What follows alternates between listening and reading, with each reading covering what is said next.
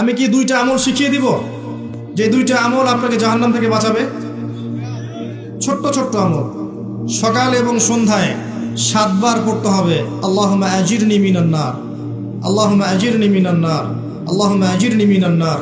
এভাবে 7 বার, সকালে 7 বার, সন্ধ্যায় 7 বার। তার মানে ফজর আর মাগরিবের নামাজ তো পড়তে হবে আগে, তাই না? আচ্ছা, আরেকটা আমল বলে দেব। ভোরবেলা বাদ ফজর সাইয়্যিদুল ইস্তিগফার 1 বার, এবং সন্ধ্যাবেলা মাগরিবের পরে বা বিকেল বেলা সাইয়্যিদুল ইস্তিগফার 1 বার। এটা কোন দোয়া? আল্লাহ আমার সাথে পড়েন, আল্লাহুম্মা আনতা রাব্বি লা ইলাহা ইল্লা আনতা খলাকতানি আনা আবদুক ওয়া আনা আলা আহদিক ওয়া ওয়া'দিকা মাস্তাতা'তু আউযু বিকা মিন শাররি মা সানা'তু আবু'ু লাকা বিনি'মাতিকা আলাইয়া ওয়া আবু'ু বিযামবি ফাগফির লি ফাইন্নাহু লা ইয়াগফিরুয যুনুবা ইল্লা আনতা। মুখস্থ করা যাবে না? বিশেষ কোচিং করছেন, কত বই মুখস্থ করে ফেলছেন না? অমুক কবির জন্মদিবস, অমুক ঔপন্যাসিকের মৃত্যুদিন, কার কোথায় জন্ম, তার জীবনী কি, কে কোন বই লিখেছেন, মুখস্থ করেছেন না? হিসনুল মুসলিম বইটা মুখস্থ করে ফেলবেন।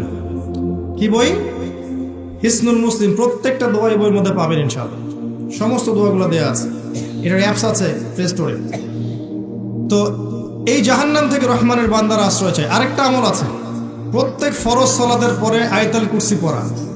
প্রত্যেক ফরজ সালাতের পর যে ব্যক্তি আয়াতুল কুরসি পড়বে ইনশাআল্লাহ তাআলা সে ব্যক্তি মৃত্যু হয়ে গেলে জান্নাতে চলে যাবে। এরকম কিছু আমল আছে যেগুলো আপনাকে জাহান্নাম থেকে বাঁচাবে। আরেকটা আমল বলে দেই, নবী সাল্লাল্লাহু আলাইহি ওয়াসাল্লাম বলেছেন, একটা খেজুরের টুকরা দান করে হলেও জাহান্নাম থেকে বাঁচো। দান সদাকা করেন, জাহান্নাম থেকে বাঁচবেন ইনশাআল্লাহ। দান সদাকা, আল্লাহ পাক কিন্তু আল্লাহর রাস্তায় জিহাদ করতে বলেছেন আগে মাল দিয়ে। কি দিয়ে? আগে মাল সম্পদ দিয়ে। অর্থ সম্পদ সহজে বের হয় না। একটা মাদ্রাসার জন্য 10 শতক জমি লিখে দেওয়া কি সহজ কথা? বড় কলিজা লাগে না? লাগে। মাল ব্যয় করার সংস্কৃতি তৈরি করেন। আল্লাহ পাক আমাদের সবাইকে জাহান্নাম থেকে রক্ষা করুন, আমিন। এরপর রহমানের বান্দার বৈশিষ্ট্য আমি শর্ট করে নিচ্ছি। ওয়াল্লাযীনা লা ইয়াদউনা মা আল্লাহি ইলাহান আখার। রহমানের বান্দা তারাই যারা আল্লাহর সাথে অন্য কাউকে শরীক করে না, ডাকে না। মানে তারা তাওহীদের উপরে থাকে, শিরকের সাথে সম্পৃক্ত হয় না। তাওহীদ কয় প্রকার ভাই? 3 প্রকার। কয় প্রকার? রুবুবিয়ত, উলুহিয়ত, আসমা ওয়াস সিফাত। আমি সহজ করে দিচ্ছি। একমাত্র আল্লাহকেই সৃষ্টিকর্তা, পালনকর্তা, রিজিক দাতা, জীবন মৃত্যুর মালিক, সন্তান দাতা, বিধান দাতা, তাকদীরের মালিক, সমস্ত বিষয়ের মালিক স্বীকার করার নাম তাওহীদ। মনে থাকবে? সহজ জিনিস। কিতাবুত তাওহীদ বইটা কিনেন, সব পেয়ে যাবেন।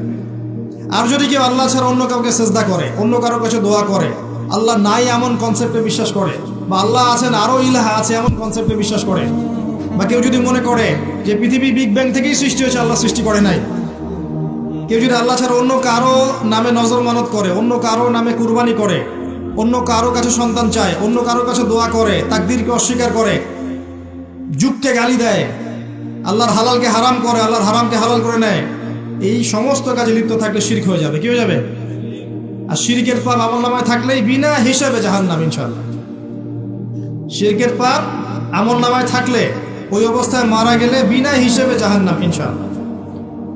কারণ আল্লাহ পাক সূরা নিসার মধ্যে বলেছেন, ইন্নাল্লাহা লা ইয়াগফিরু আন ইউশরাকা বিহি। আল্লাহ পাক শিরকের গুনাহ মাফ করবে না। ওয়া ইয়াগফিরু মা দুনা যালিকা লিমান ইয়াশা। এবং অন্য যে কোনো গুনাহ আল্লাহ যাকে ইচ্ছা মাফ করবে। এখানে মনোযোগ দেন।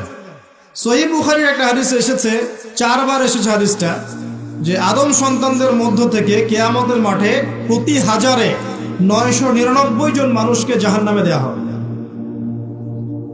কতজনকে? এখন বলেন, ওই যে 999 জন মানুষ জাহান্নামে গেল, তাদের আমলনামায় কোন পাপটা থাকতে পারে কমন? এটা বোঝার জন্য পিএইচডি করার দরকার আছে? অন্য গুনাহ থাকলে আল্লাহ মাফ করে দিতেন, তাই না?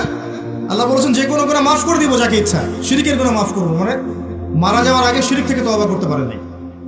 তাই কথায় যেন শিরক না হয়, কাজে শিরক না হয়, এবং আকীদায় যেন শিরক না থাকে। আল্লাহ পাক আমাদেরকে তাওহীদে থাকার তৌফিক দান করুন, আমিন।